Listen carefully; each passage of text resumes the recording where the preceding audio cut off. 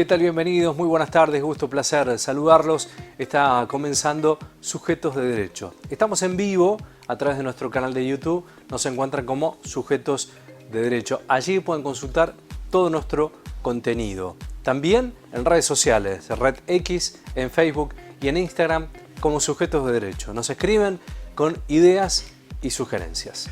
En el día de hoy vamos a estar hablando de dos temas importantes. El primero, que tiene que ver con una acción de amparo, un fallo muy importante, relevante, por cierto, lo vamos a estar conociendo en minutos. Y otro de los casos es el que tiene que ver con la Universidad Nacional de Río Cuarto, los procesamientos de la Justicia Federal y las investigaciones pertinentes que se han llevado a cabo. Bienvenidos a todos, muy buenas tardes, comienza Sujetos de Derecho.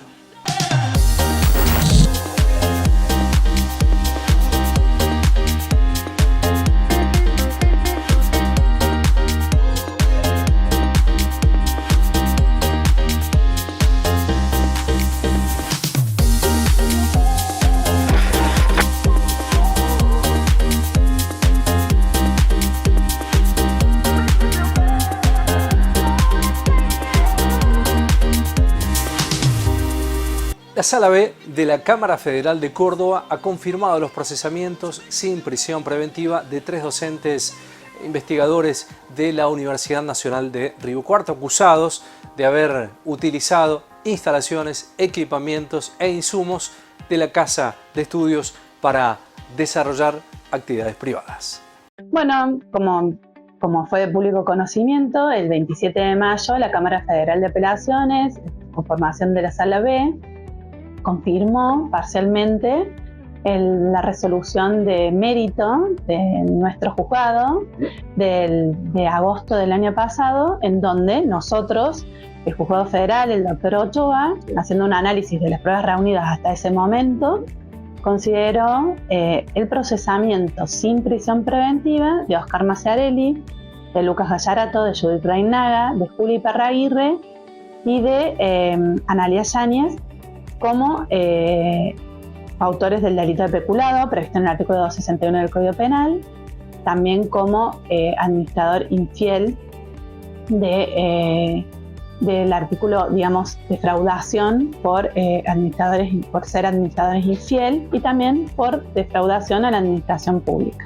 Todo eso en concurso ideal. Y a su vez también había procesado a Aguilar Mancilla como autor del delito de encubrimiento. La Cámara, ante esa resolución, las partes, los abogados defensores de los imputados, presentan una apelación y se van a la Cámara. Y la Cámara definió este martes, con el voto de la doctora Montesi, del doctor Abel Sánchez Torres y de la doctora Liliana Navarro, que confirmaban sin prisión preventiva el procesamiento de Oscar Maciarelli, Lucas Antonio Gallarato, Judith Reinaga y de Aguilar Mancilla, y revocaban el procesamiento de Juli Iparraguirre y de Analia Yáñez, dictando a su respecto una falta de mérito. Hacen en esa resolución, hacen un análisis, en primer lugar, de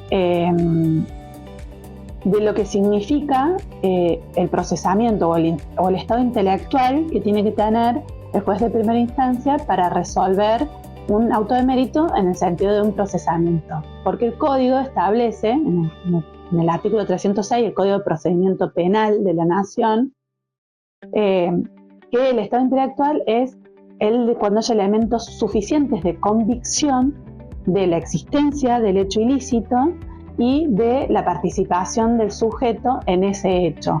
Con esa probabilidad, porque ese es el estado intelectual, es la probabilidad, el juez dictó los procesamientos. Es decir, no requiere un grado de certeza, como sí se requiere para una condena, sino un grado de probabilidad. ¿Y cuál es la probabilidad? La probabilidad de que avanzando en el proceso se va a poder elevar a juicio. Lo que ha quedado, o sea, el estado de avance es que, bueno, ya está firme entonces el procesamiento sin prisión preventiva con este pronunciamiento de la Cámara, y esta confirmación quedó firme, lo que implica con respecto, ¿no?, a las personas que quedaron confirmados los procesamientos, nosotros mientras esto estaba en la Cámara, que se había ido por un legajo de apelación, seguimos tomando medidas de la instrucción, medidas para seguir viendo qué pasó, o sea, cómo sucedieron los hechos y qué pasó y con respecto a la participación de estas personas. Entonces se siguieron tomando testimonios, se siguieron pidiendo y requiriendo a las empresas a través de órdenes de presentación o de allanamientos, se siguió pidiendo la facturación o el pedido de los servicios que le habían requerido a esta empresa de fantasía A&B Agrobiotech, las facturaciones, o sea, cuánto le pagó, quién le facturó, quién firmó esa factura, o sea, a nombre de quién, a quién le pagaron, cuánto le pagaron. Eso se siguió requiriendo. Además, también información al ARCA con respecto al estado patrimonial y financiero de cada una de las personas imputadas. También información de la Universidad Nacional de Río Cuarto con respecto a cómo es, qué es lo que, qué empresa contrató estos servicios externos de la universidad a la universidad y qué pagó a la universidad. Con toda esa documentación, una pericia contable a fin de poder estimar cuál es el daño económico. O sea, con este accionar que quedó confirmado, que es el de peculado, es una malversación. ¿Por qué? Porque estas personas lo que hacían era utilizar el laboratorio de el 5 y el 6 de la Universidad Nacional de Río Cuarto, utilizar los laboratorios y utilizar algunos insumos que pertenecían a la universidad para realizar servicios a empresas, cobrando, digamos, los honorarios en provecho propio, porque no iban a la universidad, sino que eran para ellos, y lo hacían además muchas veces en nombre de A&B Agrobiotech. O sea, ¿qué se pudo probar? Que esta empresa existió, no estaba registrada, digamos, como persona jurídica existente, pero tenía el nombre de fantasía, se presentaba así, había folletos que decían qué servicios ofrecían. Hay correos electrónicos en donde se remiten estos folletos con el logo o el membrete de A&B Agrobiotech. Entonces existió en la realidad esta empresa que ofrecía servicios similares a los servicios externos que ofrece la Universidad Nacional de Río Cuarto. Por otro lado, también se probó que tanto Maciarelli como Gallarato, que serían los que conformaron esta empresa Agrobiotech, no contaban con ningún otro lugar físico donde funcionara esta empresa más que los laboratorios donde trabajaban para el CONICET y la universidad en la Universidad Nacional de Río Cuarto. O sea que no tenían un laboratorio propio donde pudieran realizar estas tareas o estos servicios por los cuales eran contratados. Muy bien, cambiamos, en minutos volvemos con este tema. Vamos a hablar de un amparo muy importante vinculado a la salud. Estuvimos con el abogado Agustín Sánchez. Vamos a conocer un importante fallo de la Cámara Federal que ratifica que una obra social debe, siempre lo decimos desde este espacio, ¿no?, dar cobertura a prestaciones integrales, con un requerimiento, como sucede en este caso, de, entre otros, hidroterapia y acompañante terapéutico. Vamos a escucharlo. Bueno, hace poquito estuvimos trabajando en el estudio con un caso que consideramos bastante importante en materias de amparo de salud, porque está muy vinculado a un niño que tiene una discapacidad que, bueno, lógicamente por la edad de este niño, que tiene 6 años, enfrenta una situación de mayor vulnerabilidad. El caso fue así: vino la mamá a consultarnos al estudio justamente por su hijo de 6 años que tiene certificado único de discapacidad por un diagnóstico que era de trastorno de la conducta y un retraso mental leve, ¿sí? El chico, por el diagnóstico que tenía, necesita de un abordaje interdisciplinario, o sea, necesita de múltiples prestaciones para poder hacer frente al diagnóstico que tiene. Entre las prestaciones o terapias que él necesitaba, fundamentalmente son obviamente el esquema ordinario para este tipo de casos, que es psicóloga, fonoaudióloga, maestra integradora y demás. El problema que tenía esta mujer con la obra social que tenía principalmente surgió con 3 prestaciones: psicólogo, acompañante terapéutico y una prestación muy particular que era hidroterapia, ¿sí? Esta mujer vino al estudio porque no lograba obtener la cobertura de estas 3 prestaciones en concreto. Y la obra social le daba una excusa o un pretexto para no cubrir cada una de ellas. Psicólogo, este niño de 6 años, necesitaba 3 sesiones por semana, porque el diagnóstico que tiene que ver también con la hiperactividad y como el desorden conductual, necesitaba de más sesiones, promedio, 3 a la semana. Y la obra social lo que le decía es que no, según la auditoría médica de la obra social, con una sola sesión a la semana era suficiente. Por otro lado, con respecto a hidroterapia, decían, no, mira, esa prestación no está en el nomenclador, no está en el PMO, por tal no te la podemos cubrir. Y en cuanto a acompañante terapéutico, lo mismo, esa prestación no tiene ningún tipo de cobertura. Bueno, no, cuando esta mujer vino al estudio, nosotros le recomendamos seguir los distintos pasos para poder presentar este amparo de salud, ¿sí? Lo primero que hay que hacer es, lógicamente, un reclamo administrativo, ¿sí? Uno tiene que seguir los pasos que requiere la obra social para poder obtener la cobertura. Te tienen que decir que no o sí formalmente. Así que hicimos las gestiones correspondientes por correo electrónico, con la aplicación, el app que tenía la obra social. Y también mandamos una carta documento acompañando el certificado médico donde consta el diagnóstico de este niño, el certificado único de discapacidad y los pedidos médicos de su neuróloga, ¿sí? La neuróloga prescribía cuántos tratamientos necesitaba. Obviamente la obra social dijo que no, seguía sosteniendo lo mismo, que con una sesión de psicología estaba bien y que acompañante terapéutico y no era necesario porque ya tenía maestra integradora y hidroterapia, que directamente no hay cobertura. Bueno, con esta negativa formal y después de haber agotado todos los reclamos administrativos, es que presentamos en el Juzgado Federal de acá de Río Cuarto el amparo de salud, la acción de amparo. Lo interpusimos y a su vez solicitamos, como nosotros hacemos en el estudio, junto con una medida cautelar para que le otorguen a este niño las prestaciones en lo que tramita todo el procedimiento del amparo de salud. Bueno, la obra social, claramente la postura que mantuvo en el juicio fue la de negar, siguió sosteniendo que la negativa era su postura correcta, que estaba perfecto, que no, la negativa estaba justificada, y obviamente nosotros con el argumento de que no. Hay muchos argumentos que estaban a favor de este chico, principalmente porque es un niño, juega acá el interés superior del niño por todos los tratados internacionales en esta materia, y por otro lado, toda la normativa que hay en materia de discapacidad, ¿sí? Estas 2 circunstancias hacen que hablemos de una persona en situación de vulnerabilidad que requiere de una protección especial por parte de la ley y en este caso del tribunal al momento de sentenciar.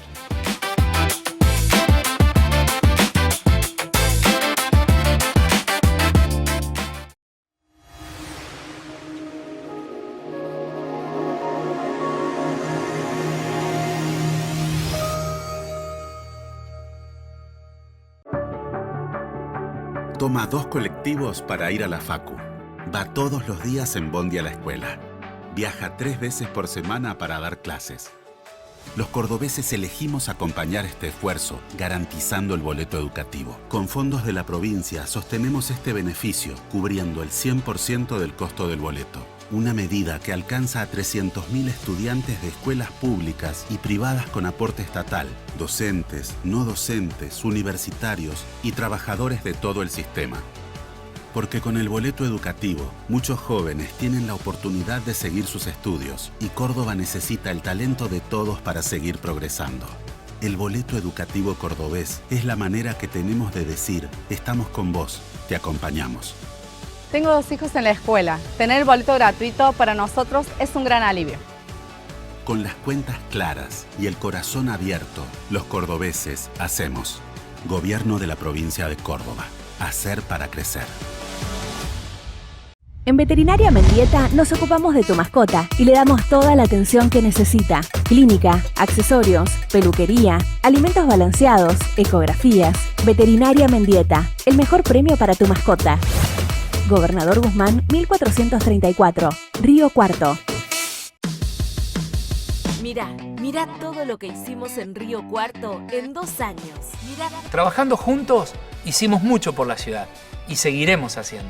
Construimos y ya están en funcionamiento los nuevos edificios de la Escuela Secundaria de Oficios en Barrio Ajec y de la Escuela Proa en Alsina, porque la educación es prioridad. Estamos por finalizar el Centro de Desarrollo Infantil en Las Golondrinas y Obispo Buteler, un lugar de contención y atención integral para niñas y niños en situación de vulnerabilidad. También inauguramos el nuevo parque del ex Hospital del Sur y el Polideportivo Social en Barrio Fénix. Pronto se sumará el de Barrio Alberdi, consolidando 6 espacios para la integración comunitaria, el deporte y la cultura. Y avanzamos en la puesta en valor del Autódromo Parque Ciudad de Río Cuarto para recibir eventos deportivos de jerarquía, generando empleo y dinamizando la economía regional.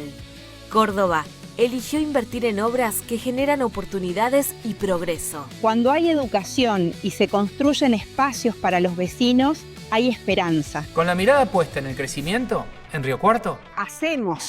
Gobierno de la provincia de Córdoba. Hacer para crecer.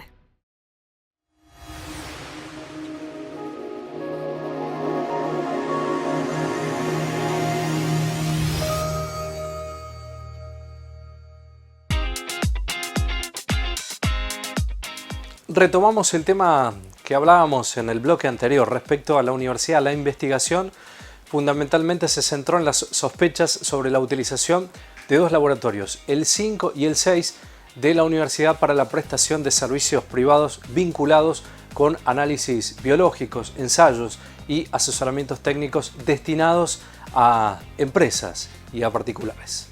La facturación que informa AFIP por parte de que se hizo con el levantamiento del secreto bancario y fiscal, más o menos ronda desde el año 2022. En realidad, el tiempo que nosotros tenemos más o menos acreditado por el tema de los mails y demás es a fines del 2023 hasta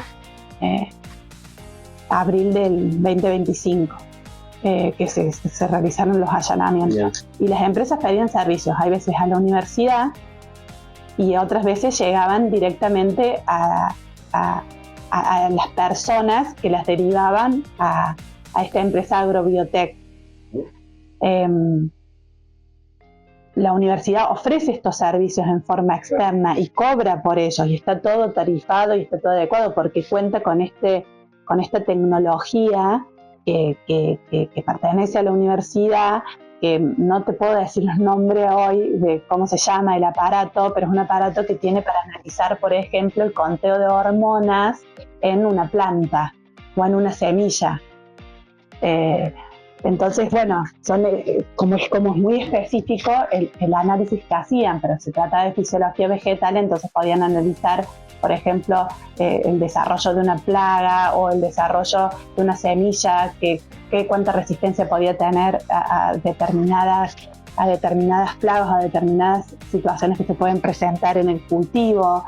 Bueno, había como un desarrollo de distintas investigaciones que se podían como aplicar y pedir, digamos, las empresas externas, pedir que desarrollaran en sus semillas o en sus cultivos. Bueno, ahora lo que sigue es lo que te estoy diciendo. Vamos a hacer esta pericia que hoy se corrió traslado a las partes para que ofrezcan los peritos de control. Una vez que estén los peritos de control ofrecidos o no, porque eso es un derecho de la parte, se va a remitir todo el cuerpo de perito de la Corte para que ellos hagan este análisis para determinar de alguna manera el monto del perjuicio económico que esto ocasionó a la Universidad Nacional de Río Cuarto y al CONICET.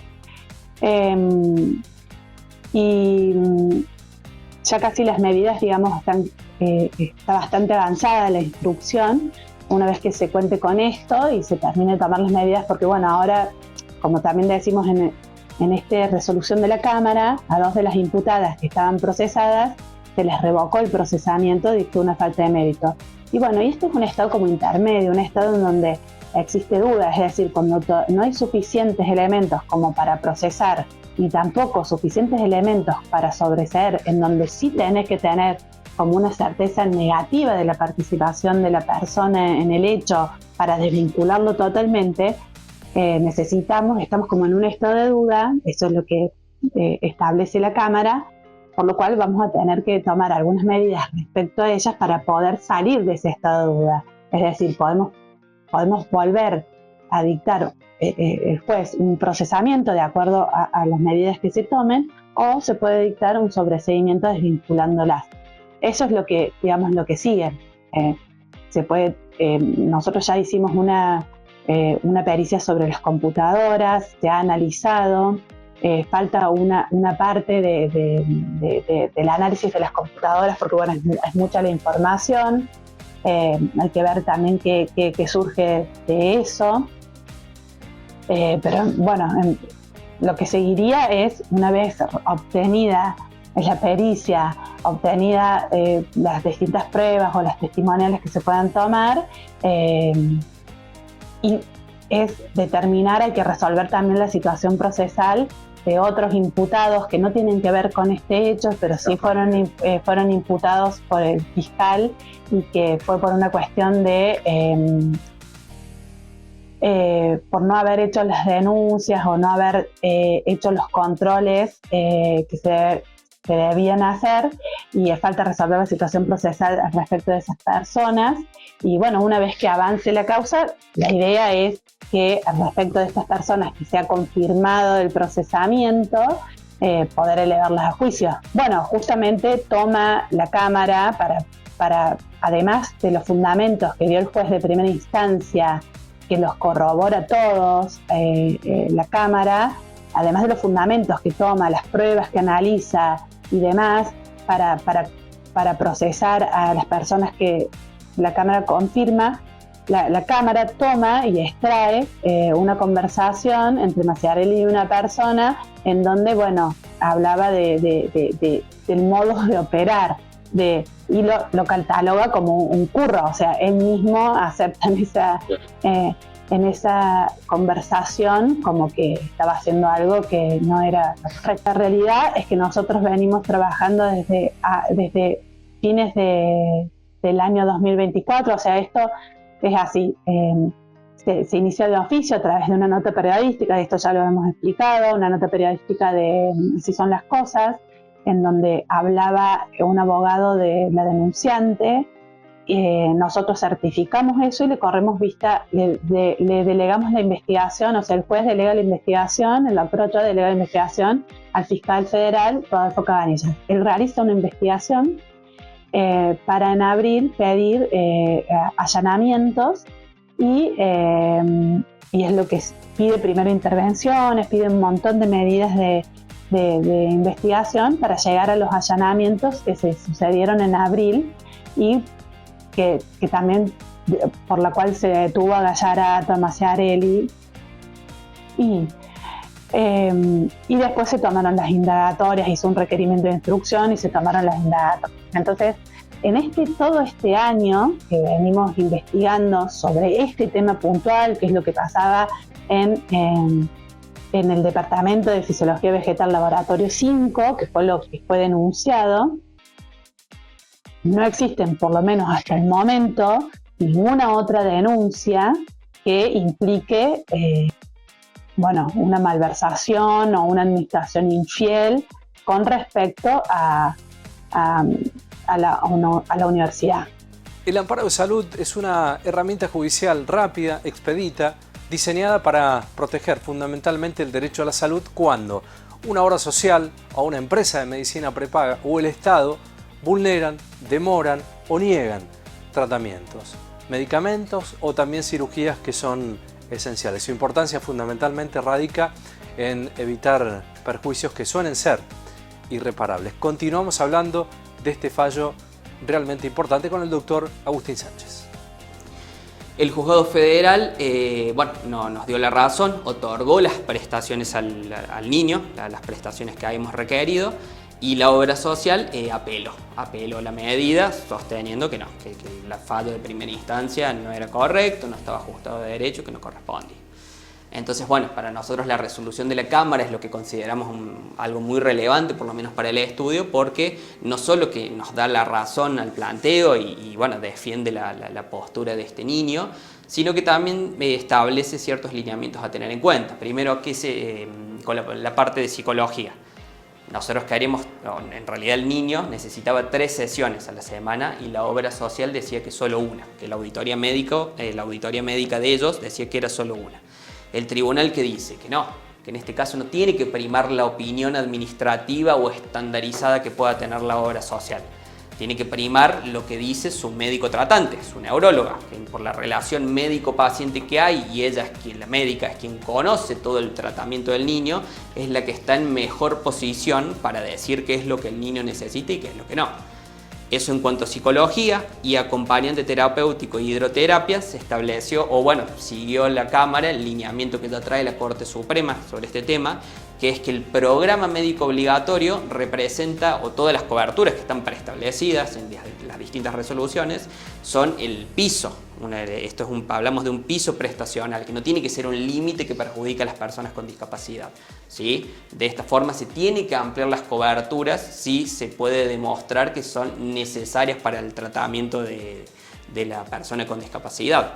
Hay un derecho muy importante en esta materia, en la materia de discapacidad o en materia de salud, es que todas las personas tenemos derecho al disfrute del más alto nivel posible de salud, tanto física como psicológica, ¿sí? O mejor dicho, salud mental.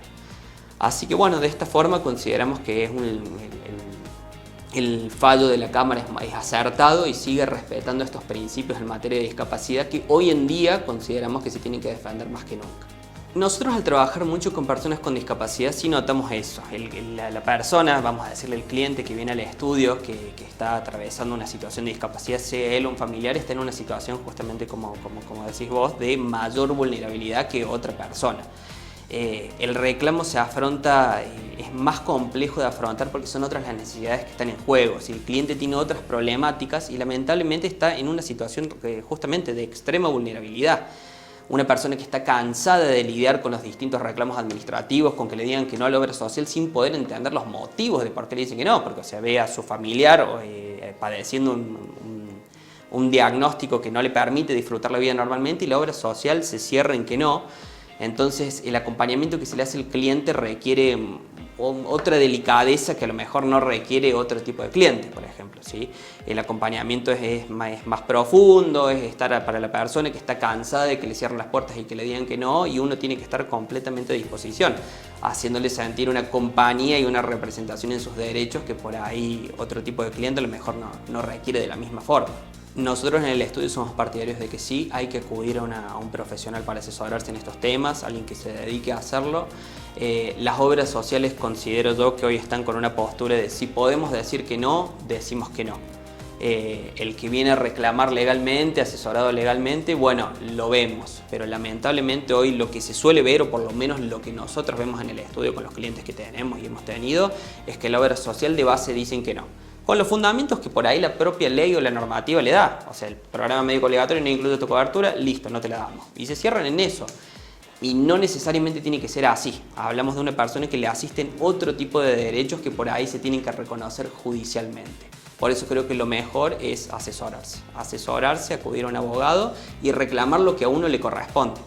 Llegamos al final del programa. Muchísimas gracias como siempre por la compañía. Recuerden que estamos en vivo en nuestro canal de YouTube. Allí nos encuentran como Sujetos de Derecho. Nos pueden seguir en redes sociales, Red X, en Instagram y en Facebook con ideas y sugerencias. Nos vamos a estar reencontrando el próximo domingo a las 13 y por Canal 13 para hacer Sujetos de Derecho, una mirada legal sobre temas sociales. Que tengan un buen fin de semana.